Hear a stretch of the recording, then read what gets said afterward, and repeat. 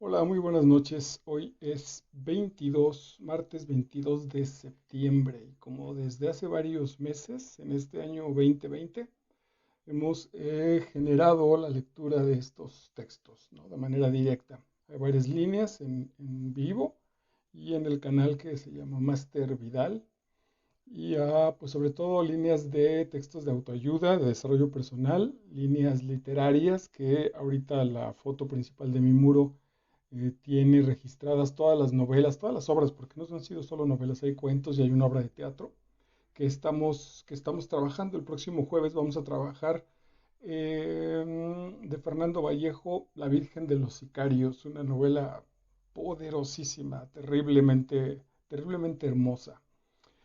Y hoy hacemos una lectura de manera directa. Entonces, ocasionalmente esto nació en un grupo de Zoom y al final teníamos chance de hacer sesiones de preguntas directas. No había muchísimas. Sin embargo, bueno, pues te invito a que se haga la comunicación en la medida de lo posible. Intento irme de corrido, pero si nos da algún tiempo, voy a provocar, a intentar leer tu comunicación y contestarte de manera directa a partir de esto. En esta sección de los martes ya hemos leído y están guardados los registros en el canal de Master Vidal. Las conversaciones con Dios, con eso abrimos nuestras lecturas. Después leímos, bueno, ese es de Neil Donald Walsh, y después de Robin S. Sharma leímos El Santo, el Surfista y el Ejecutivo. Terminamos hace 15 días y esta es nuestra tercera sesión con un libro que se llama Ahora yo y si creas tu propio futuro en lugar de encontrártelo, de Mario Alonso Puig. Les he comentado pues que él es un médico pues absolutamente científico, y sin embargo se ha puesto a estudiar muchísimo a un médico anterior, se me escapa ahora mismo el nombre, ganador del premio Nobel, y a Albert Einstein, que encontró que estos dos sujetos, este médico y Albert Einstein, tenían y tienen pues también una bibliografía muy poderosa en términos de metafísica, en términos de este trabajo psicológico y pues de la concepción del mundo más allá de la materia. Y entonces él se ha puesto a dar charlas, ha recorrido cuando menos todo el mundo de habla hispana, seguramente alguna parte también de habla inglesa, y bueno, pues velo, te lo recomiendo muchísimo. Mario Alonso Puig, que está en sus conferencias en YouTube. Así que vamos a iniciar la lectura. Si ya tienes el texto contigo, si no, entonces escríbeme, déjame un mensaje, te lo mando vía WhatsApp, o pues consíguelo pues y para el próximo martes que lo tengas de manera pues más sencilla para que vayas siguiendo la lectura conmigo. Por ahora vamos a arrancarnos en el capítulo 4 que se llama Que nuestro corazón no tiemble, y la precisión está en la página 35. En precisión estamos en la página 35. Y abre con una cita de Krishnamurti que dice, huir del temor es solo acrecentarlo. Entonces vamos imaginando por dónde va a ir este capítulo, ¿no? Escaparnos de nuestros miedos es solo alimentarlos y que crezcan mucho más estos monstruos.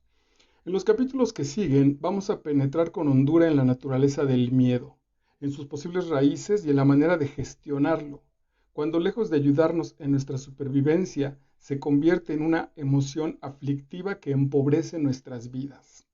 El ser humano ha estado en íntima relación con el miedo desde sus mismos orígenes hace aproximadamente 2,5 millones de años.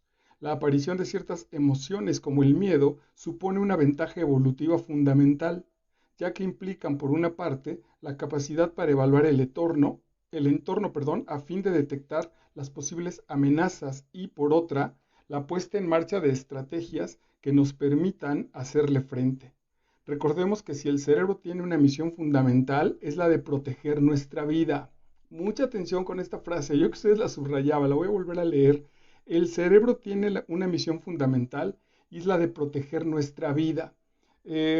Hablo mucho con alguno de mis alumnos a partir de una cuestión filosófica y nos damos cuenta poco a poco que muchos de los sistemas filosóficos son sistemas que le sacan brillo al cerebro, en el cual el cerebro se luce, pero diría Cioran, diría Marx, diría Pascal, no tienen una referencia directa con la vida, ¿no? Si el cerebro genera una filosofía que no afecta de manera directa a la vida, no provoca que me sienta mejor, que me sienta poderoso, que sea amoroso, que el mundo se transforme, como diría Marx, entonces es una filosofía que no tiene sentido, es darle vueltas a la maquinita solo porque sí. Y entonces estamos en un mundo ya que abusa del cerebro, que abusa del pensamiento, en tanto que, seamos honestos, ¿cuántas veces hemos usado el cerebro para salvar, para proteger nuestra vida?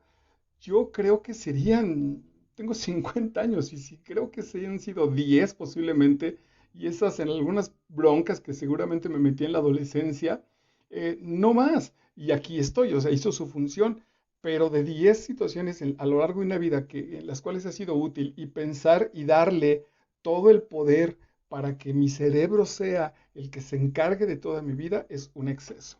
Cuando reflexionamos un poco sobre la naturaleza del miedo, enseguida nos damos cuenta de que es una emoción algo desconcertante, ya que su activación, si bien en muchos casos nos protege, en otros evita que nos arriesguemos para probar cosas nuevas y así poder cambiar, crecer y evolucionar. Entonces funciona, pues ya está el hecho que provoca miedo y me dice, vete por otra calle, güey, y entonces le obedezco y me muevo. Pero cuántas veces me dice, no, ni siquiera salgas de tu casa. Está esa chica ahí en un baile, te está sonriendo, pero mejor no te atrevas, nos va a hacer quedar en ridículo si la sacas a bailar. Y entonces, en ese sentido, dice, ya no cambio, ya no crezco y ya no evoluciono. Por otro lado, la ausencia completa de miedo no nos convertiría en personas valientes, sino en unos seres temerarios, incapaces de reconocer aquellos peligros reales que pueden acabar con nuestra vida. Ayer veía un muy interesante, habría que buscarlo, no le tomé la ficha, perdón, un documental sobre la vida de Adolfo Hitler y el crecimiento de cómo llegó a ser el líder del nacionalsocialismo, y empezó como un soldado que traía mensajes, que llevaba mensajes de las oficinas centrales de la guerra a la línea de batalla, y que sobre todo se destacó por ser valiente. Gracias a eso fue que empezó a subir escalones, pero él sabe, él confiesa que no tenía miedo, que su ambición era tal que el miedo no existía, que era bruto, allí sí cabe, era brutal, era directo. Veamos en dónde acabó, pues al final de cuentas. Si el miedo tuviera tal poder sobre nosotros que en lugar de tener si el miedo tuviera tal poder sobre nosotros que en lugar de tener nosotros miedo, el miedo nos tuviera a nosotros, ¿ok? Cuando el miedo se hace cargo de nuestra vida. Entonces nuestra vida no sería más que una experiencia de alarma, vamos a la página 36, de alarma constante que no nos dejaría descansar ni por un instante. Pues, dolorosamente tengo que pensar en mi papá. Mi papá, el Alzheimer es una enfermedad seguramente muy interesante. No soy ningún especialista, pero ya me tocó verla de manera directa. Y una de las cosas que me sorprendió y que a nivel familiar, a nivel de los hijos, nos hizo mucho sentido fue cambiar nuestra vida porque mi papá tenía de vez en cuando situaciones muy violentas y también tenía episodios de mucho temor, y nos explicaban los médicos que era más o menos como si de esa situación de emociones críticas y de temor, de emociones violentas y de temor, hubiera estado cargado el disco duro. Mi padre fue un tipo que era muy chido, pero se relajaba poco, en realidad vivía con mucha tensión, de eso se llenó su disco duro, de manera que en el Alzheimer, sin esta conciencia, eso disparaba, entonces por eso a veces parecía que sufría muchísimo, no era un tipo tranquilo, era un tipo temeroso, y esos nervios terminaron generando una gastritis espantosa. Bueno, se complicó y bueno, pues ya tuvo su final, pero se desarrolló a partir de lo que él fue guardando en la vida. Eso nos desgastaría y nos llevaría a enfermar. Bueno, pues ya se los acabo de poner como un ejemplo. Las reacciones de miedo están mediadas fundamentalmente por tres estructuras cerebrales que son el núcleo central del miedo en la amígdala, el hipotálamo y la sustancia gris periacuaductal. La naturaleza es muy sabia, de hecho es tan sabia y se fía tan poco de algunas de nuestras estrategias inconscientes, eh, se fía tan poco de algunas de nuestras estrategias conscientes que cuando detecta un peligro, como por ejemplo una serpiente, pone en marcha mecanismos de huida antes de que ni siquiera nos demos cuenta a nivel consciente de que lo que tenemos delante es una serpiente, ¿vale? El problema surge cuando lo que se siente amenazada no es nuestra supervivencia física, sino ciertos aspectos de la imagen que tenemos de nosotros mismos. Esta imagen es en gran parte el fruto de cómo hemos ido evaluando las experiencias que hemos ido teniendo a lo largo de nuestra vida. Entonces, la imagen que tenemos hoy tiene que ver con el pasado, con cómo hemos ido desenvolviendo nuestra personalidad frente a los otros. Eso hoy es esa presentación mía, es el resumen de mis experiencias anteriores. Desde que somos pequeños y desde muchos lugares se nos insiste en cómo hemos de ser si queremos que se nos acepte. Si nosotros creemos que no estamos siendo como deberíamos ser, entonces tenemos que arriesgárnoslas para disimular y actuar de una manera que no se nos note. Eso está desarrollado, lo tengo como una cápsula también, pero bueno, vayan al libro en los 4 acuerdos de Miguel Ruiz. Ya puede imaginarse el lector la situación de tensión en la que se vive cuando por una parte uno tiene que proteger su cuerpo físico, por otra parte tiene que intentar mostrar la imagen de quien se espera que sea y finalmente ha de tratar de esconder la imagen de lo que uno muchas veces teme ser. Todo ello nos produce un enorme desgaste y reduce nuestra salud y nuestra vitalidad. El miedo que a veces tenemos en los procesos de cambio no es debido a que nuestra supervivencia física corra peligro, sino a que esa imagen que queremos proteger sí puede correrlo. Me gustaría proponer una estrategia frente al miedo que es diferente de las estrategias de ataque, de defensa, de huida y de bloqueo que tan útiles son para hacer frente a los peligros físicos. Como en este caso la estrategia es para hacer frente a la sensación de amenaza de esa imagen que queremos proteger, necesitamos probar un tipo de estrategia que evite que se pongan en marcha esas reacciones de ataque, huida o bloqueo, y que aquí son tan poco útiles. Esta estrategia que propongo tiene varias fases. 1. Durante la primera fase hay que poner en marcha 2 elementos, uno mental y otro físico. El elemento mental es la aceptación y el elemento físico es el control de la respiración. Entonces, desde la cabezota, aceptación y desde el cuerpo, respiración. Vamos a la página 37. La aceptación consiste en que cuando usted sienta miedo porque cree que su imagen está amenazada, tal vez por el miedo a la crítica, a desilusionar a otros, al qué dirán, tome inmediatamente la posición de una persona que está observando desde fuera y con verdadero interés lo que está ocurriendo en su cuerpo. Creo que está claro, pero bueno, a lo mejor ayuda entonces. Esta persona rosa y yo estoy en pluma negra. Y entonces algo me dice, persona rosa, que creo que mi imagen está alterada. Pienso que me está ridiculizando, que me está regañando, etcétera, etcétera. Lo que nos propone Alonso Puig es entonces generar un espacio mentalmente para yo colocarme como si fuera un espectador de esta escena. Aquí está el ojo que estoy revisando. Estoy yo mismo en la escena, por supuesto, pero intento salirme de mí mismo para ver cómo se desarrolla la escena de persona rosa conmigo. Eso es lo que está proponiendo, salirme para revisar qué está sucediendo básicamente entonces en mí. No es tan complicado, pues podría parecer complicado, pero basta como con dejar que suceda para que lo viva, no tiene mayor explicación. Y entonces dice, y desde fuera y con verdadero interés en lo que está ocurriendo en su cuerpo, en mí que me salí, ¿qué está sucediendo en mí? Poco a poco que fui aprendiendo eso, sobre todo con las parejas, llegaba un momento en que les decía, espérame porque ya se me calentó el pechito, incluso así lo utilizaba, espérame porque ya se me calentó el pechito. Eso significaba que el enojo me empezaba a atrapar. Entonces me despegaba, tomaba agua, le dábamos una pausa a la charla, yo mismo generaba alguna otra situación y una vez que esto estuviera despejado, bueno, pues podría regresar poco a poco o a veces ahí mismo cancelé esa discusión. Preste atención a los cambios en la respiración hasta el aumento de tensión en ciertos grupos musculares. Por ejemplo, esto también lo trabajé con el psicólogo. Cómo en realidad empezaba a apretárseme aquí el asunto de la mandíbula. Enseguida me notaba, esto todavía lo trabajo muy seguido, cuando se supone que incluso relajado y siento los puños apretados. Entonces ya me acuerdo y ya empiezo a soltar las manos. Pero soy un tipo que va relativamente con las manos tensas. Ok, Imagínese el lector que está observando el funcionamiento de una máquina biológica compleja y que luego tiene que hacer ante otras personas una descripción de lo que ha observado. Entonces me salgo y estoy muy atento y voy a decir, ok, a Marco, que soy yo mismo, se le tensa la clavícula, la mandíbula, se le tensa la mandíbula, siente calor aquí en el pecho y empieza a apretar las manos. Cuando menos la garganta también otra situación, que enseguida siento cómo se me tensa la garganta. Ese es como si lo fuera a platicar. Presto atención a eso porque es como si lo fuera a contar después. Este distanciamiento de la experiencia emocional, de tal manera que aunque la esté experimentando usted, también la está observando como si le estuviera experimentando otra persona, es esencial para evitar quedar cautivos de muchas reacciones emocionales aflictivas que nos generan un enorme sufrimiento y que no nos aportan a cambio nada valioso.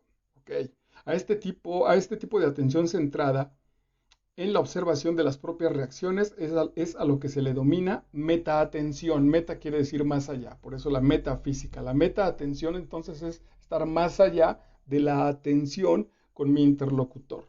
2. El segundo elemento que tiene que aprender a gestionar es la respiración. Atención, no lo he remarcado, pero ahora lo hago y por supuesto que así lo va a usar Mario Alonso Puig, que es aprender a gestionar, no a controlar. Después tenemos mucho en el lenguaje que intentamos controlar las emociones, algunos incluso hasta reprimirlas llegan a usar. No, vamos a gestionarlas, vamos a dialogar con ellas. Cuando el miedo nos captura, el primer impacto físico tiene lugar a nivel de la respiración. Si usted se observa en una de estas situaciones, se dará cuenta de que o deja de respirar o respira muy deprisa, algo que se denomina taquipnea. Taquipnea. Uh-huh. Es esencial que en estos momentos respire y respire de manera tranquila. Acuérdese de que es esencial que tome el control, bueno, aquí sí lo usa, de su respiración, pero porque aquí es un asunto biológico. No vamos a gestionar con nuestra respiración. ¿Qué cuerpo quieres respirar? Pues no. Tomamos el control de la respiración y usted sin duda puede lograrlo. Vaya cogiendo aire de manera consciente y después vaya expirando con una expiración más larga que la inspiración. Tomo aire y retardo la salida del aire. Sienta sobre todo que se hincha su abdomen, prueba de que está movilizando su diafragma. Claro, el diafragma está aquí atrás de las costillas, entonces cuando se infla a plenitud, la pancita se distrae, creo que es el término, se expande. Si usted controla su respiración de manera consciente y se enfoca en ello, no hay manera de que el miedo tenga tanta potencia en usted, porque el miedo no solo es un sentimiento, sino que sobre todo es una reacción corporal que usted, al controlar su respiración, está alterando. Bien, entonces, revisen, por ejemplo, en los deportes, en el teatro es complicado verlo porque pues estamos detrás de las cortinas cuando tomamos aire y entramos a escena o damos el último suspiro antes de que el telón se suba. Pero, por ejemplo, los clavadistas, ¿no? Que hay tal nivel de concentración, como hacen una gran inspiración, sueltan el aire y vámonos. O los futbolistas antes de tirar un penalti, por ejemplo. Uh-huh. Si usted controla su respiración de manera consciente y se enfoca en ello, no hay manera de que el miedo tenga tanta potencia en usted, ya está. Quiero además que a medida que note que controla mejor su respiración, vaya haciendo que el ejercicio adquiera un nivel más profundo. Para eso, cada vez que expire, diga dentro de usted la palabra uno. Parece bobo, pero trabajemos con esa mecánica. Entonces, uno y suelto.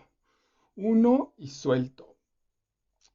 Cada expiración dentro de usted resonará la palabra uno. Con cada salida del aire digo uno. Ahora y finalmente quiero pedirle que imagine que un aire de color azul que a usted le guste entra por su nariz, recorre su cuerpo y se coloca en los riñones llenándolos de ese mismo color azul.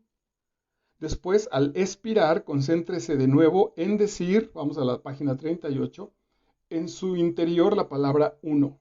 Voy a explicarle ahora por qué funciona este ejercicio, aunque a medida que avance en la lectura del libro lo iré entendiendo cada vez mejor. La reacción del miedo, que en este caso no nos salva la vida, sino que la llena de miseria, produce cambios fisiológicos automáticos, que como hemos comentado están inducidos por el núcleo central de la amígdala, por el hipotálamo y por la sustancia gris periacueductal del mesencéfalo.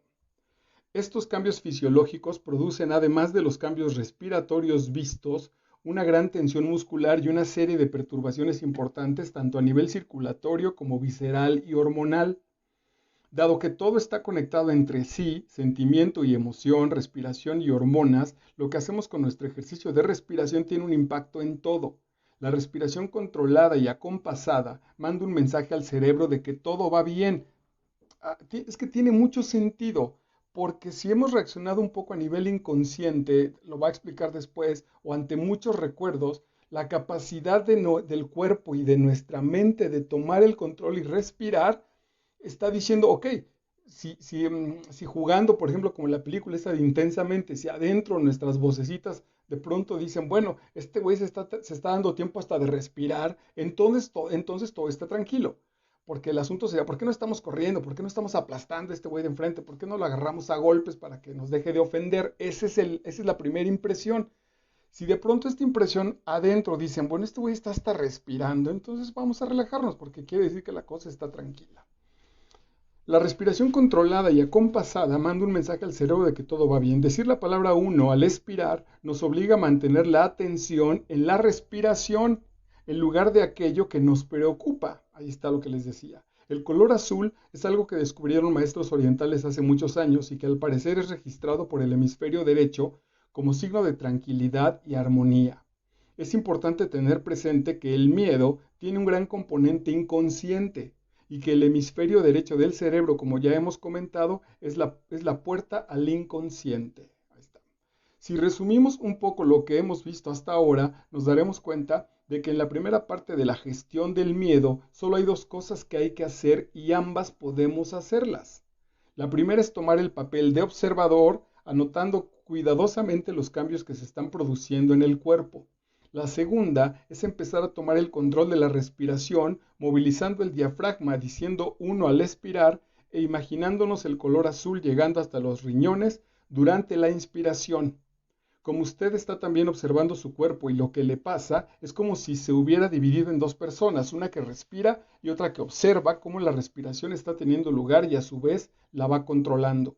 No descarte nada de lo que hemos comentado hasta aquí, porque si lo prueba verá que funciona. Aquí está la clave. Más allá de que lo lean, yo se los esté platicando, la cosa es ponerlo en práctica. La cosa es, por más ridículo que nos parezca, bueno, venga, vamos a probarlo. Si a partir de probarlo me encabrono menos, gestiono mejor mis emociones, no lastimo a nadie, creo que vale la pena. Y además está siendo gratis, ni siquiera hay una cuestión aquí de estar pagando para aprender este asunto terapéutico. Entonces aquí el asunto es ir a probarlo. Imagine la confianza que esto va a darle cuando a lo mejor esté en una reunión complicada o tenga que tomar una decisión difícil. También considere hasta qué punto esto podría ayudarle si padeciese algún tipo de fobia, por ejemplo, a volar. Lo importante es que se acuerde de practicarlo. Ok, vamos a la página 39. Una vez que usted sea quien controla la respiración y no la respiración la que nos controle a nosotros, y que ha cambiado su papel del que solo experimenta la emoción al doble del papel que la experimenta y a la vez la observa, ha de pasar a la segunda fase, que es la de hacerse una pregunta. Entonces, estoy con mi enfrentamiento contra mi supuesto enemigo. Me zafo de aquí, me quedo por supuesto, pero imaginariamente me zafo para revisar qué está pasando en mi cuerpo y entonces tomo aire, lleno mis pulmones de color azul y mis riñones, los riñones están acá entre la cadera y la espalda, de azul, y luego cuando saco el aire digo mentalmente uno. Y mientras eso pasa voy registrando, o ya registré, si me dolió la cabeza, si cerré los puños, si se me cerró la garganta, etcétera, etcétera. En ese momento pregunto, ¿qué me estoy diciendo a mí mismo para sentirme así? Lo voy a volver a leer. Si quieren, hasta les voy a dar tiempo de que lo anoten. Bueno, claro, si ya cuando esté grabado le pondrán pausa. ¿Qué me estoy diciendo a mí mismo para sentirme así? Perdón, seguro ahorita lo va a explicar Puig, pero el punto, atención, si ya seguro que ya estando conmigo se volvieron ya lectores intrépidos, no está preguntando qué me está diciendo el otro cabrón, qué me está diciendo mi mujer, qué me está diciendo mi güey, qué me está diciendo mi jefe, me está diciendo mi hijo contestón, mi alumno, etcétera. ¿Qué me estoy diciendo a mí mismo? Ese es el punto.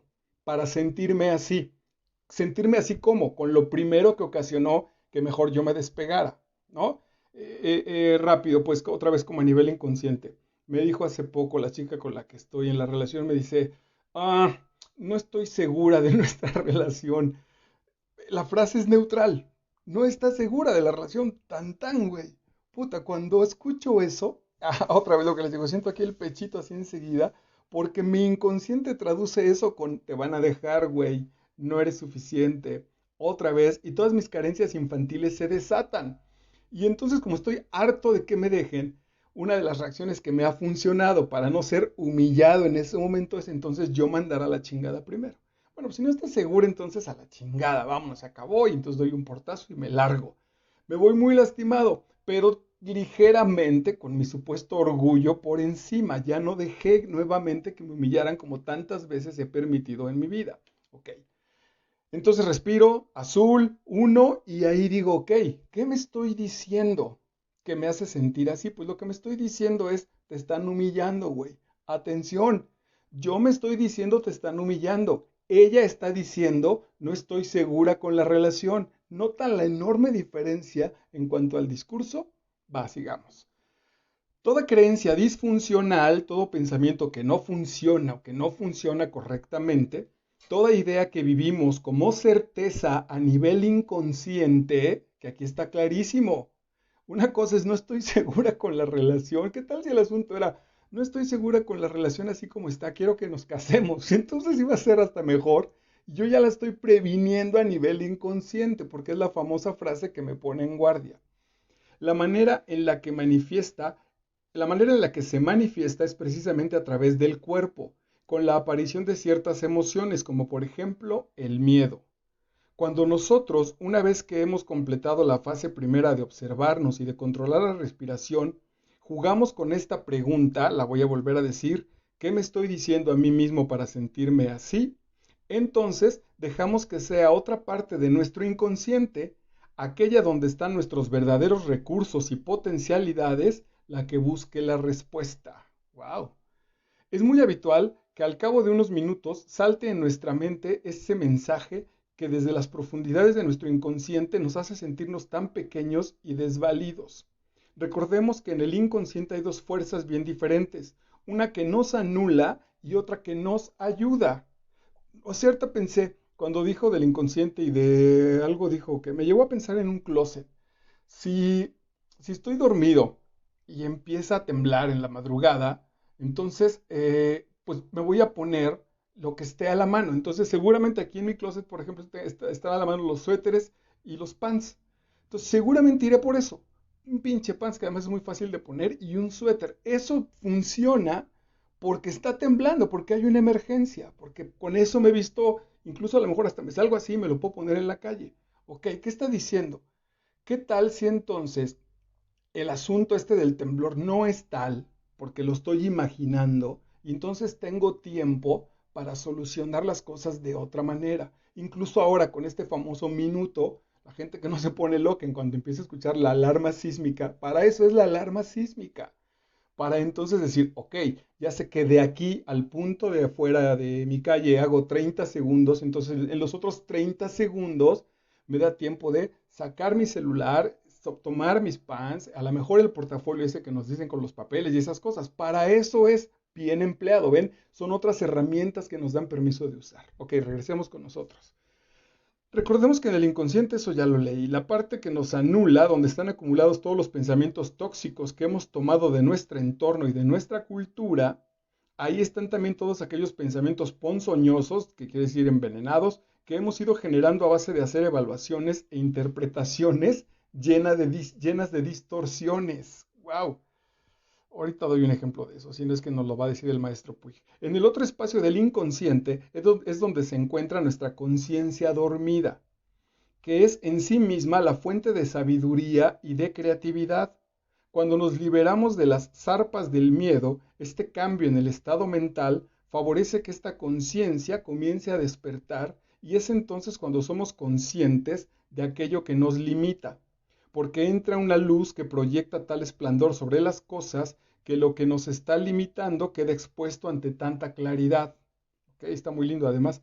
Es ese el momento en el que nos damos cuenta, página 40, de que si no nos movemos con más soltura en la vida, no es porque nuestras piernas no sean las adecuadas, sino porque están sujetas a enormes grilletes. De la luz de la conciencia sale la compasión hacia nosotros mismos y hacia los demás. Quien de verdad es compasivo entiende que todo el daño que nos causamos los hombres a nosotros mismos y a los demás no es por una maldad intrínseca, porque sí, no es porque seamos malos, eso querría decir intrínseco, sino porque vivimos asustados, nos sentimos acorralados y eso nos torna intolerantes y agresivos. La compasión nos lleva a conectar con nuestro sufrimiento, con nuestra soledad, con nuestro miedo y con nuestra sensación de desesperanza. Somos compasivos cuando nos damos apoyo a nosotros mismos y se lo damos a los demás. La compasión permite observarse con afecto y sin animosidad. De la aceptación y de la compasión surge una nueva forma de comprensión y una nueva forma de ver que se acerca a lo que denominamos sabiduría.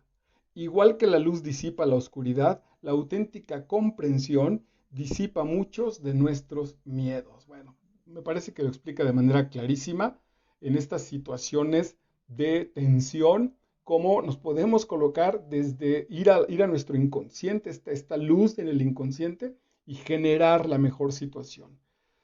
Calma, por eso lo estoy explicando paso a paso. Es como aprenderse una coreografía. Al principio va a ser difícil, hasta quitas la música y le das así, lo cuentas y marcas 8 y le dices a tu cuerpo poco a poco lo que hay que ir haciendo. Poco a poco, con la práctica, lo podremos ir haciendo de manera inmediata. Ante la primera reacción, todavía va a haber muchas. No te cases pensando que mañana esto se arregló. Todavía ante muchos de los gestos de las personas, por ejemplo, la primera reacción seguirá siendo de alterarnos, pero poco a poco lo iremos generando, de manera que incluso a veces de manera automática ya estaremos colocados allí. Atención, esto no nos va a hacer ni cobardes, ni dejados, quitemos esa pinche cultura barata de que la gente va a abusar de nosotros. De hecho, nos va a generar incluso muchísima mayor valentía y es probable, lo voy a decir de una manera muy simple, si alguien sabe que ya no me afecta lo que me está diciendo, lo más probable es que ya no se meta conmigo. En ese sentido hasta tendría mucho valor el reproducirlo y entrenarnos en eso. Capítulo 5, página 41, mantener la tensión de la goma. Okay. Y tiene una frase de Epicteto, el filósofo griego. Ni las victorias de los Juegos Olímpicos, ni las que se alcanzan en batallas hacen al hombre feliz. Las únicas que lo hacen dichoso son las que consigue sobre sí mismo.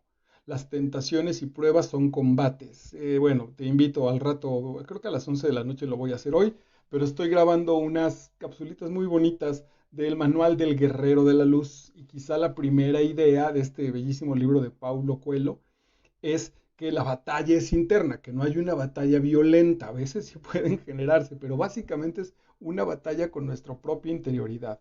Entonces dice, las tentaciones y pruebas son combates. Has vencido una, dos, muchas veces. Combate aún. Si llegas al fin a vencer, serás dichoso toda tu vida, como si hubieras vencido siempre. Ya lo estaba introduciendo en el capítulo anterior con mi explicación. Lo vamos a ir haciendo cada vez más vamos a cobrar seguridad, hasta que un día demos ya ese pequeño salto donde literalmente ya no haya nada en esa persona que nos joda o en el ambiente que nos altere como lo hacía antes. En este capítulo, ya dice el texto, vamos a seguir reflexionando sobre algunas de las manifestaciones del miedo, ya que cuanto mejor conozcamos a nuestro contrincante, más fácil será salir victoriosos. Por eso, voy a contar una experiencia que me ocurrió y que creo que puede ser bastante ilustrativa a la hora de entender de qué maneras tan sutiles nuestros temores pueden dificultarnos alcanzar las metas que nos proponemos. Yo jamás me había sentido un hombre capaz cuando me ponía ante un ordenador. Un ordenador es una computadora.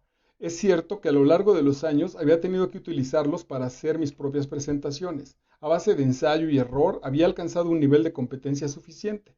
Aún así, cada vez que iba a un centro a dar un curso, me aseguraba que estuviera el técnico en informática para que fuera él y no yo quien montara todo el sistema. Por alguna razón había asumido mi reducida capacidad para sobrepasar ese nivel de habilidad en el que me encontraba. Se había colocado en su zona de confort a ese respecto. Durante años había mirado con especial interés un tipo de ordenadores que son muy llamativos porque al encenderlos se ilumina una manzanita que tienen en la tapa. Bueno, ya sabemos de cuáles se está hablando. Recuerdo que la idea que tenía de ellos es que como poseían un sistema, página 42, operativo diferente de los PC, eran muy complicados de manejar. Además eran unos ordenadores especialmente caros. Yo pensaba que en el fondo, que más me daba, que yo pensaba que en el fondo ¿qué más me daba que fueran caros si yo nunca sería capaz de aprender a manejar uno de ellos? Sin embargo, por razones que no recuerdo bien, mi interés fue aumentando hasta que un día, estando en Estados Unidos, decidí entrar en una tienda donde vendían este tipo de ordenadores. Enseguida noté cómo empezaba a ponerme tenso y me invadieron unas ganas tremendas de marcharme de allí. Ahí apliqué el miedo. Así estaban las cosas cuando un día, escuchando una conferencia en Los Ángeles, me quedé fascinado ante la calidad de la presentación que hizo el ponente. Estaba conmigo un médico colombiano que me explicó que esa presentación la habían hecho con uno de esos ordenadores en los que yo estaba interesado. También me comentó que él tenía uno y que si lo acompañaba a su hotel, lo bajaba y me lo enseñaba. Así lo hicimos y dado que mi amigo es un hombre paciente, empezó a enseñarme algunas de las funciones de su ordenador. Si bien me costaba captarlas por lo tenso que me ponía, cuando volví a España decidí que iba a comprarme uno y a ver qué pasaba. Como yo vivo en Madrid, entré en un concesionario oficial con mi mujer y mis 3 hijos. Estaba tan tenso que me costaba pensar con claridad. Se me acercó un sonriente vendedor para preguntarme qué quería. Yo le dije que estaba pensando comprarme uno de aquellos ordenadores y le pedí que me enseñara cómo usar algunos de los efectos visuales que yo había visto en la presentación a la que asistí en Los Ángeles. Él me dijo que ese tipo de ordenadores contaba con miles de efectos y que no tenía ni idea de a qué me refería. Entonces empezó a tocar una serie de botones en uno de los ordenadores de muestra para mostrarme cómo funcionaba. El técnico iba a tal velocidad que yo no podía seguirlo, con lo cual me puse aún más tenso. El hombre en cuestión empezó a tensarse y ambos entramos en un círculo vicioso, con lo cual al final yo me sentí un tanto incómodo y opté, después de una breve conversación, por marcharme. Suelo pedirle a mi familia feedback de mis actuaciones, así que también lo hice en esa ocasión. Feedback es información de regreso. Mi hijo mayor me dijo que le parecía que el técnico no tenía mucha paciencia, pero que yo había entrado muy tenso en la tienda. En ese momento decidí que aquel tipo de ordenadores no era para mí. Pasó el tiempo y yo estaba en una conferencia en Madrid donde oí a un amigo mío preguntar a la audiencia acerca de cuál era el país más poblado del mundo. Página 43. Ninguno lo acertamos y él finalmente dijo que el país más poblado del mundo era Google.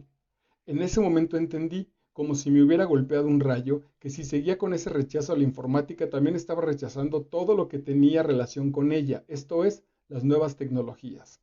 Es cierto que yo tenía mi página web, pero a pesar de ello no me ocupaba personalmente de ella, sino que una serie de personas me la gestionaban. En ese momento decidí sin posibilidad de vuelta atrás que la mejor manera de superar mis dudas y mis miedos era comprarme uno de aquellos ordenadores. Estaba yo por entonces viajando con cierta frecuencia a Londres por un tema de coaching y aquella semana tenía un día libre. Fue entonces cuando se me ocurrió acercarme a la preciosa tienda de informática que hay en Regent Street y que es un punto oficial de venta de este tipo de ordenadores. Cuando entré de nuevo empezaron a aparecer las mismas emociones, tensión, frustración y sentí las ganas de salir de allí lo más rápido posible. Sin embargo, decidí aguantar, mantenerme en ese mismo lugar porque mi resolución era firme, mi compromiso era absoluto. En ese preciso momento algo comenzó a suceder en mí porque empecé a sentirme un poquito más tranquilo y relajado. Entonces empecé a toquetear los ordenadores sin tener ni idea de cómo funcionaban. En mi proceso de exploración, subí al segundo piso y me di cuenta de que al fondo había gente sentada escuchando algo.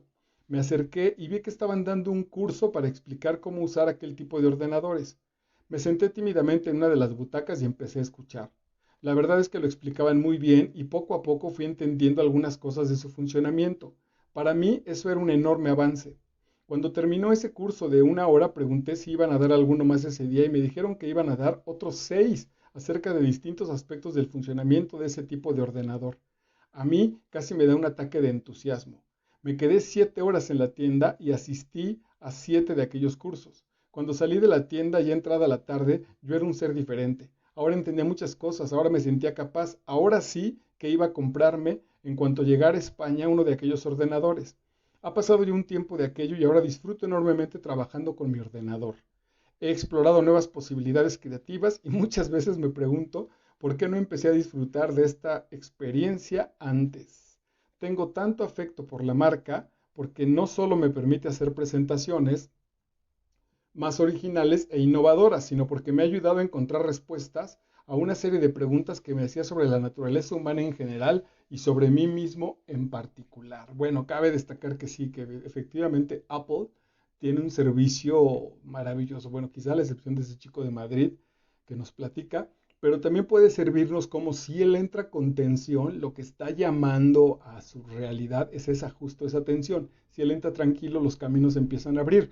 Esto parece, es muy básico, pero es el mismo sentido que el caballero de la armadura oxidada. Para las personas que nunca han sentido ninguna ansiedad frente a un ordenador, tal vez mi descripción les haya parecido un poco exagerada. Sin embargo, situaciones similares aparecen con frecuencia cuando hay que hablar en público, cuando hay que aprender un nuevo idioma o incluso cuando hay que tomar un avión, ¿cierto?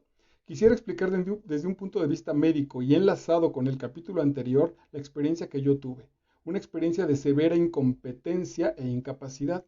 Me haría una enorme ilusión que esto pudiera servir de ayuda a cualquier persona que se encuentre en una situación parecida. Es importante que comprendamos lo que nos pasa para poder gestionarlo de una manera adecuada. Si no encontramos palabras para describir eso que nos pasa, nos va a ser más complicado poder gestionarlo. Atención, entonces, es un compromiso con nosotros mismos generar el espacio para decirlo. La sensación de no ser capaz es muy frustrante y puede hacernos sentir avergonzados de nosotros mismos.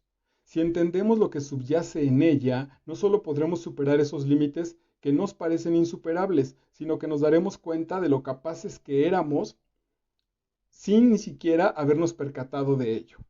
La reacción que yo tenía al entrar en las tiendas donde vendían este tipo de ordenadores era la consecuencia de la puesta en marcha de mi mecanismo de supervivencia. ¿Cómo lo sé? Porque en medicina sabemos que la puesta en marcha de este mecanismo tiene unos efectos característicos. Entre estos efectos podíamos citar la tensión y la irascibilidad, la misma que experimentaba yo al entrar en aquellas tiendas. Además, se pone en marcha una conducta pasivo-agresiva, que lo que significa no es otra cosa que cuando hacemos algo que nos atemoriza, como por ejemplo en mi caso entrar en una de esas tiendas, lo hacemos con enorme resistencia. Otro efecto muy típico de la puesta en marcha de este mecanismo de supervivencia es la necesidad de aislarse, de alejarse, de huir. El lector tal vez se pregunte, ¿por qué se pone en marcha este mecanismo si nadie me está amenazando? La pregunta es lógica y muy oportuna. Este mecanismo, que solo tendría que activarse cuando mi cerebro captara un peligro para mi integridad física, también se activa cuando mi mente se preocupa de que otros puedan pensar algo negativo sobre mí, lo que ya hemos analizado con extensión anteriormente. Vale. Ahora es importante que entendamos por qué me costaba tanto comprender las explicaciones que me daban sobre el funcionamiento del ordenador. Cuando se pone en marcha el mecanismo de supervivencia, hay un robo de sangre de parte de la corteza cerebral y sobre todo de la parte más anterior de la misma. Por eso me costaba prestar atención, analizar la información y aprender, ya que la corteza prefrontal dorsolateral es esencial en este sentido. Esta parte de tejido nervioso situada en la superficie de los hemisferios cerebrales es fundamental para comprender, para aprender y sobre todo para ver las cosas con la necesaria perspectiva. Hace poco, lo acabo de olvidar, alguien me platicaba, no importa, al final de cuentas no importa la persona. Claro, mi prima me platicaba de que conoce a alguien que uno de sus clientes, ella también trabaja una función parecida al coaching, que le decía que la diferencia entre los niños, había dos niños de padres separados y entonces iban a aprender la lección a una casa o a la otra. Y no querían ir con el papá, querían estar con la mamá y cuando preguntaron por qué, con el papá, decía que el papá cuando la lección se atoraba, cuando la lectura se atoraba, el papá le ponía el dedo aquí al niño o lo tomaba de la nuca y lo empujaba hacia el cuaderno así con palabras amenazantes de, güey, ¿qué no ves? ¿Qué es la letra A? ¿Qué es la letra B? Concéntrate y le empujaba la cabeza. Es lo que nos está explicando Puig. El miedo del niño resta la sangre. Está tan ocupado el cerebro en cuidarse, en que el papá no vaya a golpearlo, en que no se vaya a generar un asunto violento, en, como dijo hace un rato Puig, en cubrirse, en proteger, en salir corriendo, que qué chingados le va a importar al cerebro si aquí es diptongo o si la ecuación pasa dividiendo y no multiplicando. Se olvida de eso. Ante un asunto de urgencia es más importante cuidarme mi integridad física que aprenderme esto que está aquí enfrente. Ojalá eso lo reflexionen, si ahora que ustedes básicamente pues están educando a sus bodoques, entonces bueno, respirar, generar ahí ejercicios, aprender digo, aprender y enseñarles a los hijos también a tomar aire, abrir la ventana, tomar un poco de agua, relajarse para regresar al enfrentamiento con la materia y olvidarnos que cada que generamos miedo en los niños, en automático, se van a tardar mucho más en aprendérselo, pues porque lo están haciendo con mucho menos sangre que la que el cuerpo está requiriendo para trabajar de manera correcta. Por si la alteración de la corteza prefrontal que se produce al activarse el mecanismo de supervivencia no fuera suficiente, los hipocampos localizados en los lóbulos temporales del cerebro y que son centros relacionados con la memoria y el aprendizaje, también empiezan a sufrir porque se elevan mucho los niveles de un neurotransmisor llamado glutamato.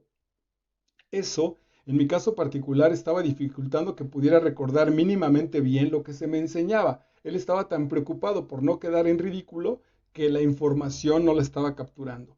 Explicado esto, tenemos que dar un paso más para entender con más profundidad cómo es posible que yo activara mi mecanismo de supervivencia cuando estaba ante un simple ordenador. Ya hemos visto que los seres humanos ponemos en marcha nuestros mecanismos de alarma no solo ante los peligros físicos, sino también ante las amenazas para nuestra imagen, nuestro prestigio o nuestra posición. Yo sin duda y por razones que desconozco, albergaba en mi interior una creencia, la creencia de que yo no puedo aprender esto. Cuando estas creencias limitantes se activan ante los obstáculos, los retos y los desafíos, sus efectos los experimentamos a través de reacciones fisiológicas, esto es, corporales. En mi caso, era la aceleración del pulso, la tensión muscular, el bloqueo, la incapacidad de concentrarme y de aprender. Nuestras creencias limitantes están ancladas en el inconsciente y por eso se manifiestan a través de nuestro cuerpo. No es que aparezca y que me diga la voz, estás teniendo miedo porque te está recordando tu infancia. La frase de tu novia de rechazo te está recordando tu infancia. No aparece así. Lo que aparece entonces es este dolorcito en el pecho, empiezo a poner los hombros hacia arriba o empiezo a cerrarme, etcétera, etcétera. En los niños se da mucho, por ejemplo, que las ganas de hacer pipí, pues es una fuga, es muy claro que cuando se ponen tensos se puede ir al baño y a lo mejor solo es para respirar, o sea que incluso el cuerpo tiene esta sabiduría directa para resolverlo. Por eso es precisamente en esos momentos en los que experimentamos reacciones tan intensas cuando tenemos que hacernos esa pregunta fundamental en la que tanto hemos insistido. ¿Qué es lo que creo sobre mí mismo o sobre el mundo para sentirme así? Si dedicáramos un poco de tiempo a esta reflexión, nos daremos cuenta de las cosas tan curiosas y sorprendentes que se nos revelan. Tenemos que comprender algo muy interesante acerca de una estructura fascinante que hay en el cerebro y que se extiende a lo largo del tronco cerebral. Esta estructura, página 46, es el sistema reticular activador ascendente. Su misión es buscar en nuestro interior o fuera de él aquello que en cada momento es importante y relevante para nosotros. Es como una especie de... es que esto en los cuentos, en las historias de las mujeres que corren con lobos, está expresado como una pequeña muñequita, como un Pepe Grillo y Pinocho. Y en realidad es algo fisiológico, es maravilloso, por eso me gusta tanto este cabrón. De alguna manera es nuestro rastreador personal que sigue las huellas de lo que nos interesa hasta que lo encuentra. Por eso cuando a alguien le importa de verdad encontrar la respuesta a una pregunta, cuenta con la ayuda inestimable del SRAA, Sistema Reticular Activador Ascendente, para que lo ayude. Einstein nos decía que lo importante no era encontrar la respuesta a las viejas preguntas, sino hacernos preguntas que no nos hubiéramos hecho antes. Sin duda sabía que las nuevas preguntas empujan a la mente a explorar nuevas direcciones hasta encontrar aquello que previamente estaba velado. Vamos a imaginarnos que tenemos una goma estirada entre las dos manos. ¿Siente la tensión en sus dedos por la tracción de la goma? Esa tensión se produce también en nuestra mente cuando nos encontramos en una situación que sentimos que no podemos manejar. Por eso es posible que experimentemos cierto nivel de frustración y angustia. De ahí suele emerger la tendencia a abandonar para no tener que soportar esa tensión tan desagradable. Si abandonamos en ese momento, al reducirse la tensión, también desaparece el sufrimiento, pero tal vez acabemos de dejar pasar una gran oportunidad. ¿Qué sucedería si a pesar de aceptar que no sabemos cómo resolver la situación, aguantáramos la tensión? Lo que pasa es que el cerebro no aguanta esa tensión y por lo tanto ha de resolverla como sea. Recordemos que una de las misiones fundamentales de nuestro cerebro es evitarnos el dolor, ya lo había leído antes, incluso es salvar nuestra propia vida. Dado que hemos decidido que no vamos a huir, que no vamos a abandonar, la única opción que damos a nuestro cerebro para evitar el dolor es que ponga en marcha su inteligencia y su creatividad para encontrar una solución al problema. Es en ese momento cuando el muro se transforma en una ventana. Ok, está padre. Por eso, si el tema es importante, no tire la toalla, no abandone, pruebe por aquí, por allí, antes o después se le revelará, como salido de la nada, un camino. Quizá por eso, página 47, Thomas Alva Edison, la persona con más patentes registradas en la historia, decía que el genio era 1% inspiración y 99% transpiración, esfuerzo, búsqueda, paciencia. Vale, capítulo 6, mi gemelo, el miedo. Otra frase, esta es de Hervé Walkman. No es el otro el que constituye un obstáculo a tu libertad, eres tú mismo. Son las fuerzas en ti existentes que cercan tu conciencia. Ellas son tu verdadero y único enemigo. Ya, pues no más comentarios sobre esto.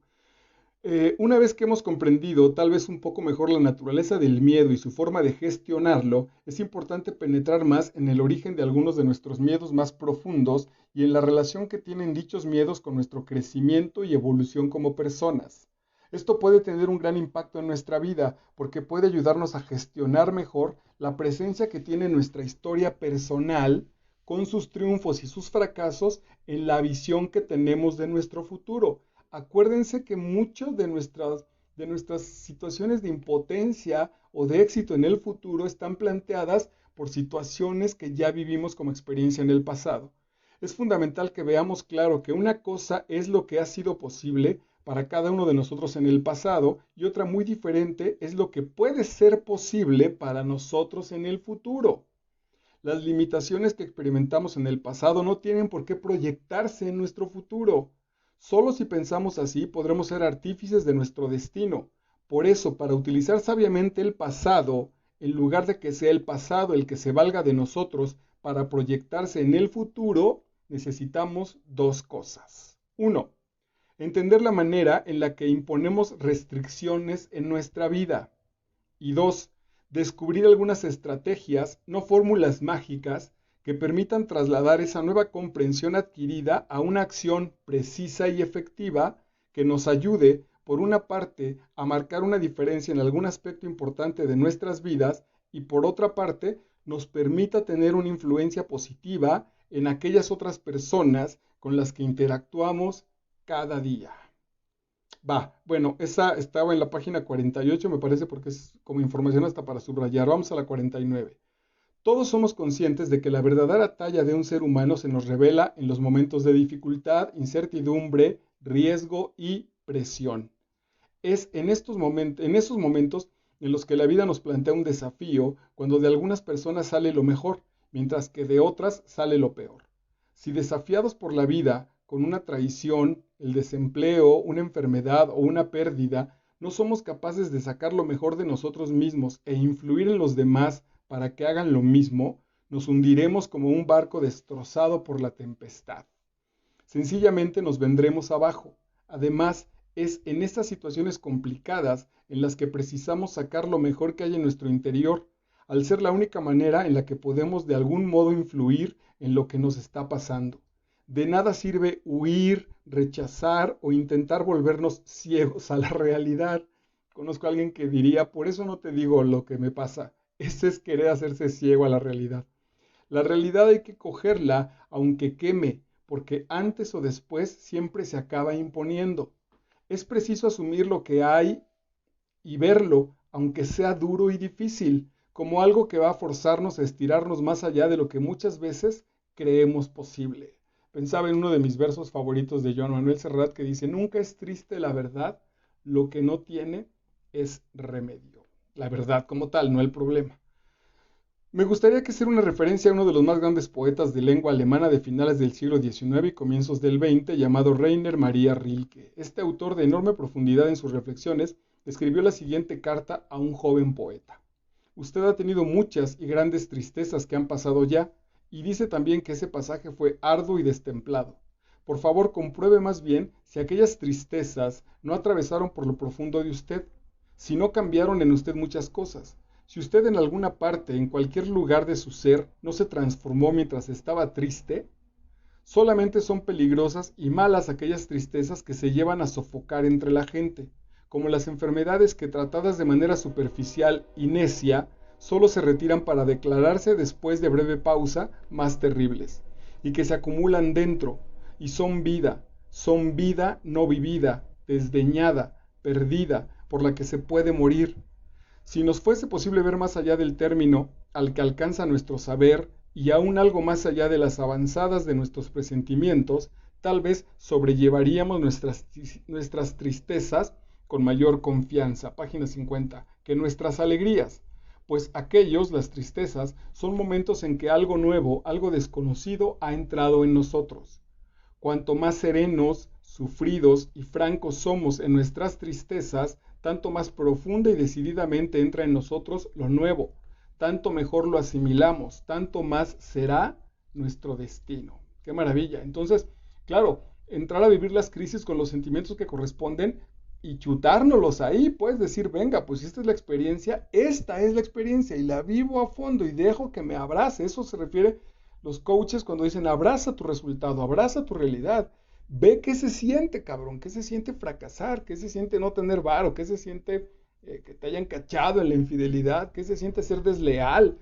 Esa madre, para que una vez que tengas esa experiencia, surja esa otra parte que ya tocó en el capítulo anterior, desde la inconsciencia, la luz, la resolución, y desde ahí esa experiencia te permita ser otro, te haya modificado la vida para que no se repita esta, por supuesto, para que te muevas en otro nivel. Casi todos nosotros tendemos a escapar de aquellas emociones que nos generan dolor, emociones como la tristeza y el miedo. Por eso ponemos en marcha lo que llaman conductas de evitación, ya que nos impulsan a alejarnos de esas sensaciones tan incómodas. Sin embargo, Rilke nos comenta que son precisamente estas emociones que no nos gustan las que pueden tener un poder transformador en nosotros, porque son las que permiten que lo profundo y mágico que vive dentro de nosotros se vaya haciendo un poco más visible.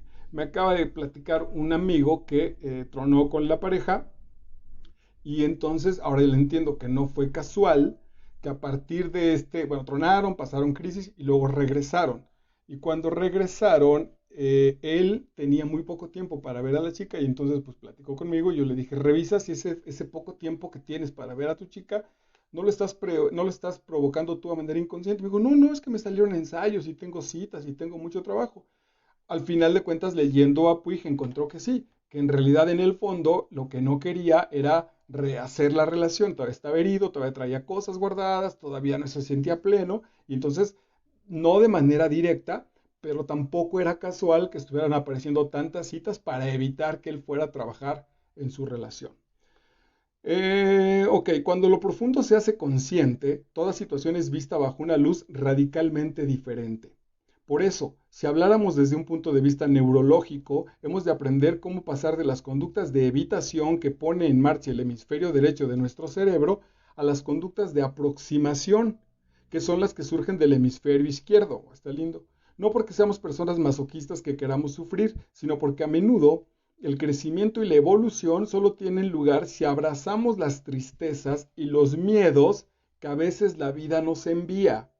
Son estas emociones las que muchas veces nos llevan al límite y son estas emociones las que también nos descubren que es cuando se llega al límite, cuando surge del propio interior la ayuda inesperada, siempre sorprendente pero nunca extraña a nuestro verdadero ser. Cuando tocamos nuestro límite, también entramos en contacto con la sabiduría y la creatividad de lo que es, por su propia naturaleza, ilimitado. Claro, el límite entre lo limitado y lo ilimitado suena paradójico, pero también tiene un límite. Si rompemos, si somos capaces de romper esa frontera entre lo limitado y lo ilimitado, nos vamos a colocar en este mundo que nos dice Puig de lo ilimitado. La actitud lleva a la altitud y por eso acercarnos al cambio y a la incertidumbre con un espíritu de confianza, curiosidad y fascinación es lo que nos permite encontrar la oportunidad del problema y el crecimiento dentro del desafío. Las emociones dolorosas pueden llevar consigo un regalo que con frecuencia nos cuesta mucho descubrir. Claro, está el regalo de la experiencia, pero bueno, está doliendo tanto que no sé si me quiero comer esa tuna. Hablando de regalos, ya hace algunos años me pasó algo muy simple y a la vez muy curioso. Yo por entonces ejercía todavía la práctica quirúrgica y había operado a un hombre de avanzada edad de un carcinoma de recto. El hombre, que normalmente vestía de forma muy sencilla, quedó muy contento con el resultado de la operación y me dijo que quería hacerme un regalo. A pesar de que yo le comenté que no tenía por qué hacerlo, él insistió en que quería hacerme un regalo como signo de afecto y de agradecimiento. El día en que le di el alta médica provisional y justo antes de marcharse me dijo, doctor, para usted. El hombre salió corriendo antes de que pudiera darle ni tan siquiera las gracias. Sobre la mesa de mi despacho, aquel buen hombre había dejado una hoja de periódico vieja y arrugada. Yo me quedé totalmente desconcertado ante el envoltorio del regalo. Lo cogí y me di cuenta de que pesaba muy poco. Llevado por la curiosidad, decidí ver qué era aquello que estaba envuelto en un papel tan delicado. Lo que descubrí me sorprendió aún más, ya que se trataba de un pequeñísimo baúl de madera con algunos herrajes viejos y oxidados. Estos pequeños objetos los venden en ciertas tiendas como recuerdos. Miré aquel fabuloso regalo con una mezcla de sorpresa y frustración. Lo levanté, lo giré, le di vueltas para un lado y para otro. Aquel objeto que apenas pesaba era además feo y estaba usado. No cabe duda de que como regalo aquello era muy mejorable.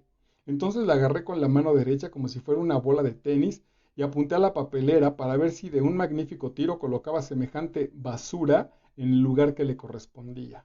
No sé por qué, pero de repente me paré en seco y me di cuenta de que ni siquiera lo había abierto.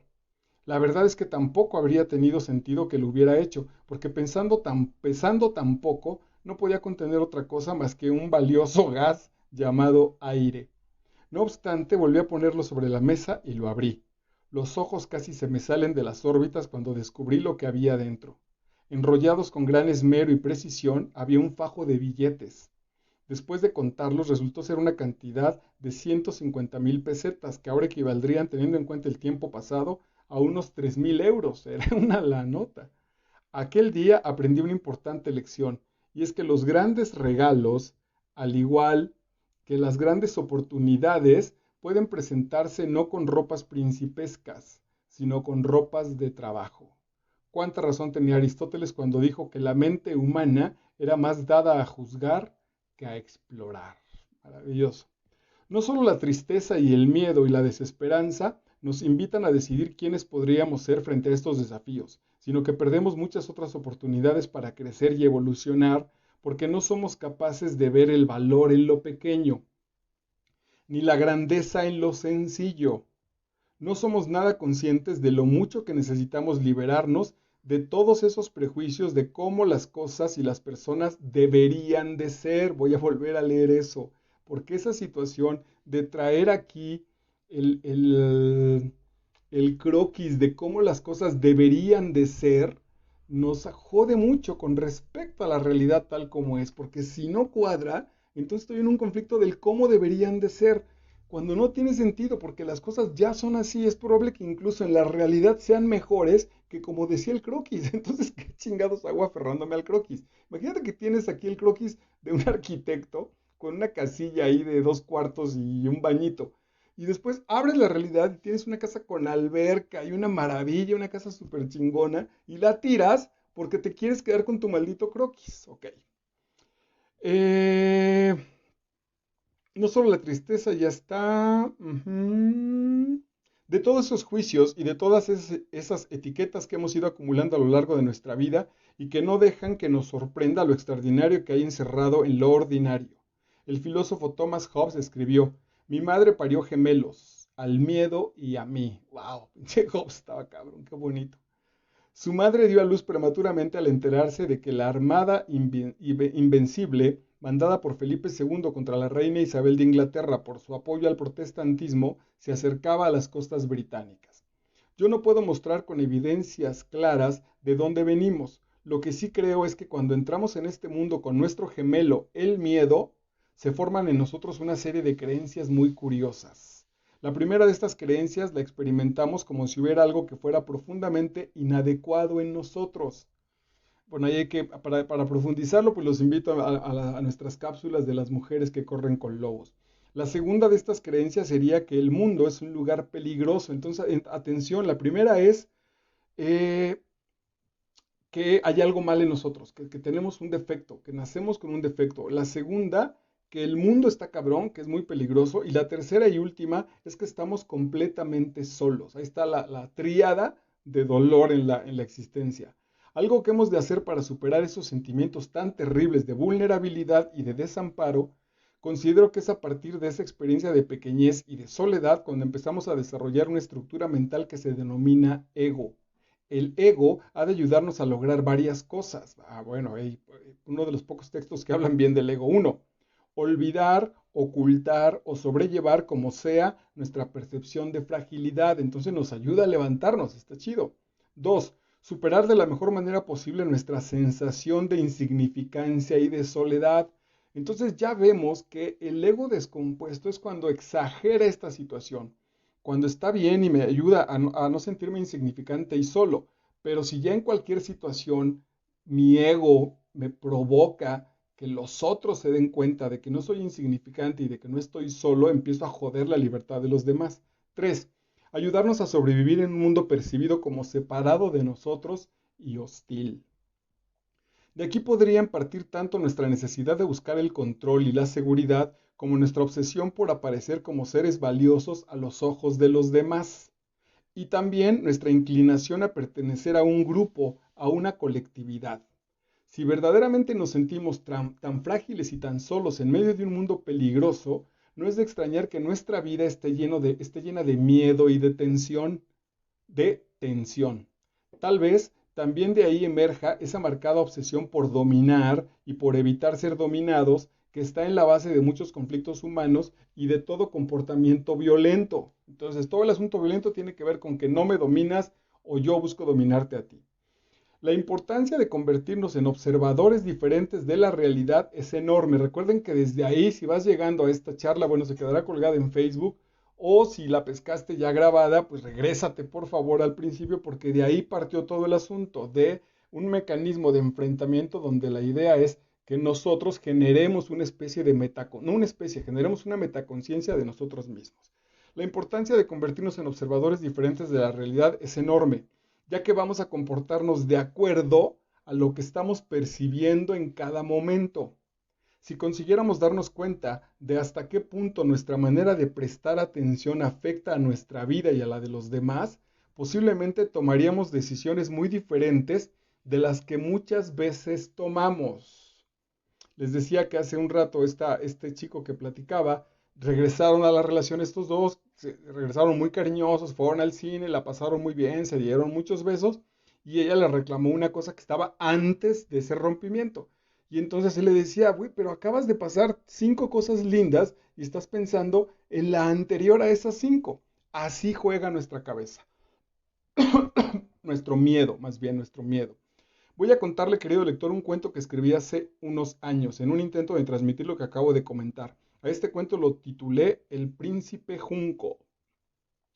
Érase una vez en un reino cuyos habitantes se sentían muy felices con el joven príncipe que los gobernaba, aunque el príncipe no era bello. Su rostro era adorable, sus pequeños ojos oscuros lo miraban todo como si estuvieran a punto de hacer un sorprendente descubrimiento.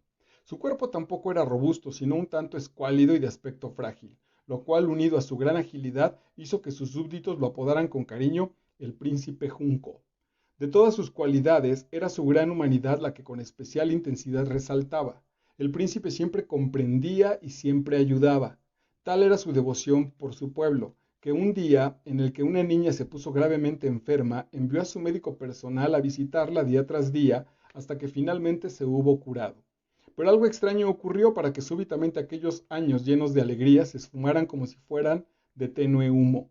El mismo día en el que el príncipe cumplía 30 años, contrajo una extraña dolencia que lo mantuvo durmiendo durante 3 largos años. Al despertar, algo muy profundo en su interior se había transformado. Su rostro reflejaba una extrema palidez y su cuerpo estaba ahora rígido y encorvado. Ya no parecía un junco, sino un viejo árbol seco y herido. El que antes era querido por su generosidad y simpatía se volvió egoísta, déspota y huraño. El príncipe consideraba cualquier petición de ayuda una muestra de debilidad y castigaba duramente. Su desprecio hacia los comentarios de los demás, página 54, llegó a tal punto que se colocó unas gruesas orejeras de piel de oso para no escuchar ni tan siquiera el murmullo de aquellos que sin duda lo criticaban. La sorpresa de los habitantes de aquel reino se convirtió con el paso del tiempo primero en miedo y después en el más profundo odio. Hemos llegado al límite. Nuestro cruel príncipe ignora todas las peticiones y súplicas que le hacemos y nos hace pagar impuestos abusivos. Ha llegado el momento de tomar cartas en el asunto. Quien así hablaba era un hombre de gran estatura cuyos ojos reflejaban toda la ira que sentía. Hans, ¿acaso tendrás tú el valor de acabar con él sabiendo que te arriesgas a perder la vida? Hans, tomando entonces la palabra, se dirigió a los allí congregados. Escuchadme bien. Hay en la guarida personal del príncipe un soldado que puede estar dispuesto a ayudarnos, si le pagamos una sustanciosa cantidad de dinero. Tiene un plan que no puede fallar y que tampoco hará sospechar a nadie, porque quien dará fin al príncipe no será ningún hombre, sino los grandes lobos grises. Todos sabéis que el príncipe es muy aficionado a cazar en el bosque de plata. Nuestro cómplice hará que el príncipe no pueda salir del bosque hasta que caiga la noche. Serán entonces los lobos los que darán buena cuenta de él y para siempre. Bueno, hay un asunto simbólico, no viene aquí muchísimo al caso establecerlo, pero si el príncipe está en nuestra cabeza, este ego está aplastando a las demás voces que están en nuestra cabeza y estas voces de la cabeza están planeando y decirle pues que se lo jodan los instintos, que se lo jodan las pasiones, que se lo jodan las emociones. Esos serán los lobos. En un rincón de aquella sala, una mujer callaba pero no olvidaba, ya que ella era aquella niña que una vez años atrás cayera enferma. Recordaba con claridad todos los cuidados y el esmero con el que fue tratada por el médico de su majestad y el precioso caballito gris de crin blanca que había encontrado a la salida de su pequeña casa, un regalo del príncipe para que pudiera olvidar los duros momentos pasados, de cuando el príncipe era bueno, de cuando nuestro ego nos ayudaba y no se había vuelto este maldito tirano. Al amanecer del día siguiente, bueno, a ver, déjenme hacer una pequeña aclaración también. Este maldito tirano y las palabras que uso en términos de violencia, seguramente me estoy proyectando yo ahí, porque yo de ser un güey súper alegre, tranquilo, tierno, amoroso, cuando el ego, cuando aparece en mí el miedo, me vuelvo un tipo rígido, dictatorial, aplastante. Pero también el ego puede manifestar desde otro lado que no tiene que necesariamente ser violento. Si de pronto también, en el caso, por ejemplo, en el caso de las mujeres y del texto de las mujeres que corren con lobos, si yo soy una tipa inútil, que todo tienen que ver por mí, como la flor del cuento del Principito, que se siente muy guapa y que quiere que le construyan su casa porque hasta el viento la puede dañar, entonces ahí el ego me está jodiendo en eso. No hago mal a nadie, pero chantajeo a todo el mundo con mis emociones y estoy muy afligida y me siento deprimida y ayúdame y levántame y ve por mí. Esa manera también es el ego, de esa forma también está jodiendo, dice el Principito en esa historia, que era muy bella, la admiraba y amaba a su flor, pero que era muy complicada. Entonces también ahí funciona, no necesariamente es algo absolutamente violento, también pues, al final de cuentas es el miedo. Entonces había una película mexicana, creo que es una obra de teatro, me voy a acordar cuál es, que era maravillosa porque el marido llegaba en la noche ya tarde de trabajar y entonces la mujer le pegaba unas nalgadas a los 3 hijos, de manera que cuando llegaba el marido los encontraba a todos llorando y la mujer les decía, es que no hemos comido, es que nos prometiste que ibas a llegar temprano. Y este güey no se enteraba, pues que la pinche vieja les había puesto unas nalgadas. Ese tipo de chantaje también tiene que ver con el ego. Ok. Bueno, estamos en el regalito este que le regaló, que le dio a la niña esta cuando el príncipe era bueno, ¿no? Al amanecer del día siguiente, el príncipe al despertarse estaba de nuevo muy malhumorado. Gastón, ensilla mi caballo, hoy saldré a cazar porque estoy terriblemente aburrido. Me divertiré clavando mis flechas en el primer animal que encuentre. Bueno, también se parece muchísimo porque es la misma base del caballero de la armadura oxidada. Sí, mi príncipe, inmediatamente llamó a la guardia para que se prepare. 10 soldados bien armados salieron detrás del príncipe que portaba en su cabeza una de sus más espléndidas coronas. El príncipe miraba de reojo, página 55, la cara de envidia de aquellos humildes hombres que lo veían pasar al galope por las calles de la ciudad. Después de 2 largas horas llegaron al bosque de plata y se adentraron en su gran espesura. De momento ningún animal parecía ponerse a tiro de aquel hábil arquero. Súbitamente saliendo de detrás de un enorme árbol, un hombre a caballo y con el rostro cubierto le arrebató al príncipe su corona. Cogedlo, no dejéis que se escape, me ha robado mi más preciada corona. La guardia ahí es simbólico, se ha robado la idea, se ha robado su identidad, porque en él que la meta es ser un príncipe bondadoso, un príncipe de luz, perder la identidad lo va a poner en crisis. La guardia en pleno salió tras el ladrón intentando alcanzarlo, pero aprovechando la confusión, el soldado que había traicionado a su príncipe con el pretexto de quedarse para velar por la seguridad de su soberano, se puso detrás de él y lo golpeó en la cabeza, ahuyentando acto después al caballo del príncipe. Claro que él abandonó, le pegó al caballo y se quedó solo el príncipe. El bosque normalmente es el inconsciente. El traidor rápidamente salió al encuentro de los restantes soldados de la guardia, a los que encontró cuando regresaban tras haber dado caza y matado al ladrón al que perseguían. El príncipe se ha cansado de esperar y me ha dicho que se volvía solo a palacio. Más vale que nos vayamos ya porque sabéis a la velocidad a la que galopa. Sin pensarlo 2 veces, la guardia creyó lo que aquel traidor les había dicho y salió del bosque llevando el cuerpo sin vida de Hans y dejando atrás sin saberlo a su príncipe solo y herido. ¿Qué me ha pasado? ¿Dónde estoy? Poco a poco el príncipe fue recobrando la lucidez y descubrió con horror que estaba perdido y era de noche. Se puso a caminar sin rumbo fijo cuando de repente oyó algo que le parecía un gruñido. Lobos. Su cuerpo se había quedado paralizado por el miedo. A escasa distancia, unos ojos amarillos lo miraban con intensidad y se acercaban. El príncipe alzó los ojos al cielo para contemplar por última vez las estrellas. O sea, finalmente hizo todavía un ligue con el asunto espiritual.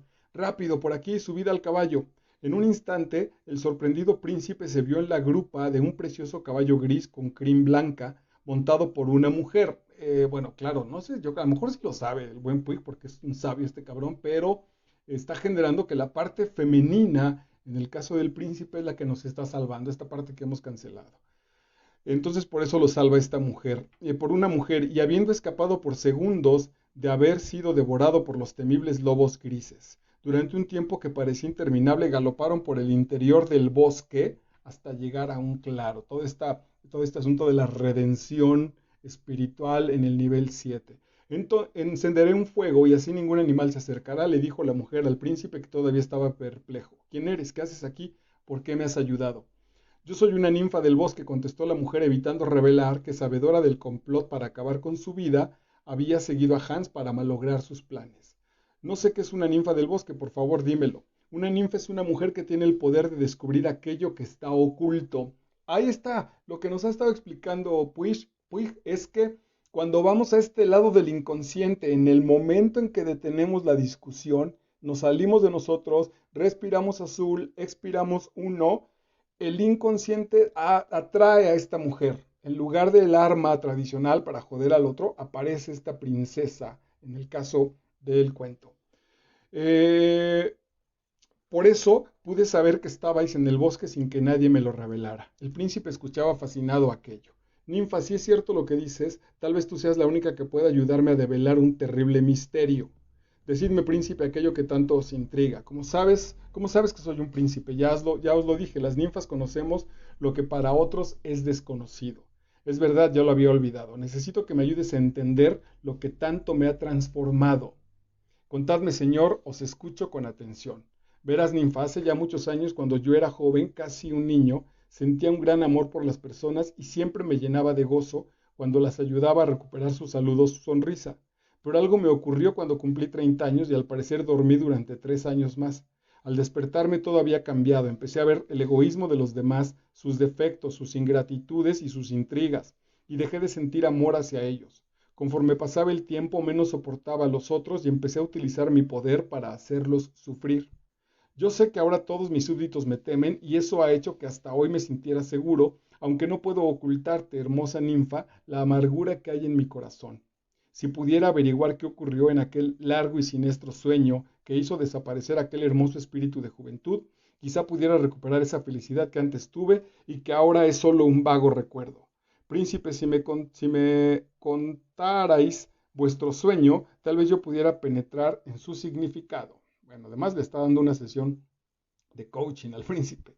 En mi sueño iba a caballo cuando oí con perfecta claridad un grito de auxilio. Dirigí mi caballo hacia el lugar de donde procedía aquel grito y vi que un pobre anciano estaba hundiéndose en arenas movedizas. Como yo no tenía ninguna cuerda, intenté usar la rama de un árbol para llegar hasta donde él estaba, pero todo fue en vano y la arena se lo tragó ante mis propios ojos. Sentí una pena inmensa y me reproché a mí mismo no haber sido capaz de salvarlo. Cabalgaba con la cabeza hundida entre los hombros cuando mi caballo bruscamente se paró. Frente a mí había un hombre con una capucha y una capa que lo envolvía por completo. Al principio pensé que era un monje y me disculpé por haberlo asustado con mi caballo. ¿Por qué estás tan triste?, me preguntó. Yo le expliqué lo que me había pasado y para mi sorpresa él insistió en lo absurdo que era que yo estuviese tan abatido. Me dijo que el hombre que las arenas movedizas se había tragado solo era un anciano y que suya era la culpa por no haber tenido, siendo alguien tan mayor, un poco más de cuidado. Al oír aquello, la verdad es que sentí un gran alivio, casi como si alguien me hubiera quitado un gran peso de los hombros. Entonces seguí cabalgando y me encontré con una joven que llevaba una carga de leña demasiado pesada para ella. Estaba a punto de bajarme del caballo para ayudarla cuando aquel extraño ser encapuchado apareció de nuevo entre ella y yo y me hizo ver con claridad que si ella cargaba tanta leña era porque quería y que además para eso estaban sus hermanos, para ayudarla. Entonces entré en mi reino y vi a un niño enfermo que me miraba. Aquella mirada me molestó porque para entonces, y ya sin el sabio consejo de mi amigo encapuchado, estaba claro que si aquel niño estaba enfermo era porque no se cuidaba lo suficiente. Eso es lo último que recuerdo. Después me desperté y empecé a verlo todo diferente. ¿Qué opinas, ninfa? ¿Crees que todo esto tiene algún sentido? Señor, pienso que en vuestro sueño aprendisteis a callar la llamada de vuestro corazón con la fuerza de vuestro intelecto. Ahí está el secreto, pues, de esta historia, ¿no?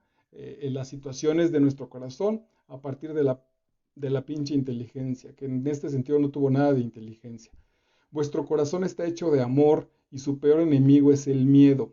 Es el miedo el que disfrazado de encapuchado apareció en vuestro camino y el que adormeció vuestro corazón para hacerlo insensible a las necesidades de otras personas. Para garantizar que vuestro corazón no despertara, utilizó a vuestro poderoso intelecto para que encontrara razonamientos y justificaciones que impidieran responder a las peticiones de ayuda que os hacían los demás. Cuando despertasteis, vuestro intelecto tuvo que esmerarse para buscar los fallos, las mezquindades y defectos en las otras personas, para así poder justificar el no ayudarlas. Por eso perdisteis la alegría y por eso vuestro cuerpo está encorvado como un tronco abatido por un rayo. Príncipe, yo no soy una ninfa, tan solo una mujer que vive porque cuando de niña estuvo enferma, le expresasteis vuestro amor. El caballo que me regalasteis entonces es el que ha salvado hoy vuestra vida, como vos salvasteis la mía muchos años atrás. Ningún acto de amor queda jamás sin recompensa, y el amor es un sentimiento, pero también es una elección de nuestro corazón. Yo elegí seguir amando, aunque el resto del mundo os rechazara, y sabedora del complot que habían tramado contra vos, decidí arriesgar mi vida, porque para mí una vida sin amor no es vida. El príncipe al oír aquellas palabras empezó a notar cómo algo despertaba en su interior. Un gozo enorme lo desbordó y su mente se abrió para que pudiera comprender con una claridad hasta entonces desconocida el alcance de la palabra amor. Hoy aquel reino es de nuevo un lugar de abundancia y de alegría. En el centro de la ciudad se eleva la estatua de un príncipe y su princesa. Ellos ya no están en este mundo, pero una frase en el pedestal, ellos eligieron amar, nos recuerda a los viajeros que vamos a contemplarla, los milagros que todos podemos llegar a crear a través del amor. Bueno, está clarísimo y además es una magnífica historia. Vamos a dejarlo aquí, estamos en la página 59, para el próximo martes empezar a leer el capítulo 7. introduje esta charla con la situación de la comunicación que antes era relativamente más fluida. Mi apuesta tuvo que ver con alcanzar el mayor posibilidad de personas. Entonces, tanto para la gente que está trabajando conmigo en el grupo de WhatsApp, al que ya tiene las lecturas trabajadas, diseñadas, si quieres integrarte, mándame un mensaje y te mando ese grupo para que tengas esas lecturas. Pues les pido que me escriban a ver si están cómodos, si regresamos a esas sesiones, si buscamos un espacio a través de Zoom, porque lo que he sentido es que la comunicación de parte de ustedes hacia mí se ha vuelto menor y no es mi intención. O todo queda claro y soy maravilloso, que creo que esa me voy a comprar, o estoy generando allí algún mecanismo extraño por el cual no tengo el mismo impacto con el cual recibía. Por ejemplo, ahorita que estamos terminando, hola Uriel, no tengo chance, por ejemplo, de hacer esto porque me parece que, pues, que lo importante está en la lectura. Pero a Uriel ahorita le contesto que, y además esto se queda colgado con el título del libro y se queda guardado en un canal que se llama Master Vidal, ahí lo pueden estar revisando pues, las veces que sea. El libro se llama Ahora Yo, y es de un médico español que se llama Mario Alonso Puig, Puig o Puig se pronuncia porque es catalán. Y entonces, bueno, pues véanlo, revísenlo también en sus conferencias de YouTube. Mañana he generado una, una sesión también de grabaciones. Bueno, todos los días a partir del domingo, me parece, que estoy leyendo con ustedes también los que me acompañan. Ahí un poco más informal porque ahí no pongo ningún anuncio, solo grabo una al día del Manual del Guerrero de la Luz. Tenemos la introducción y ya las 3 primeras historias que están en mi muro y colgadas en Master Vidal. Y al rato, yo creo que a las 11 de la noche haré la otra, que ahí son muy, muy, muy rapiditas, muy consistentes. Y bueno, mañana voy a leer, voy a presentarles, porque no lo voy a hacer directo, sino solo los voy a tratar de seducir a la lectura de un libro que se llama Enamórate de ti, del psicólogo argentino-italiano Walter Rizzo. Es una joya el libro, es una joya. Entonces, les voy a explicar el primer capítulo, a ver si de esa manera logro pescarlos a que vayan al libro y ya lo lean y se sigan ustedes. Y el jueves, con ya el texto preparado, ya subrayado, que ustedes pueden ir determinando, voy diciendo el número de páginas y vamos destacando lo que yo considero lo mejor de la lectura con respecto al nivel de lectura que trabaja para el asunto espiritual. Vamos a leer una joya maravillosa del escritor colombiano llamado Fernando Vallejo, que se llama La Virgen de los Sicarios. Este fin de semana también hay trabajo con Mujeres que corren con lobos y el domingo hago el trabajo de El Principito. Vale, pues descansen y nos vemos el próximo martes. Chao.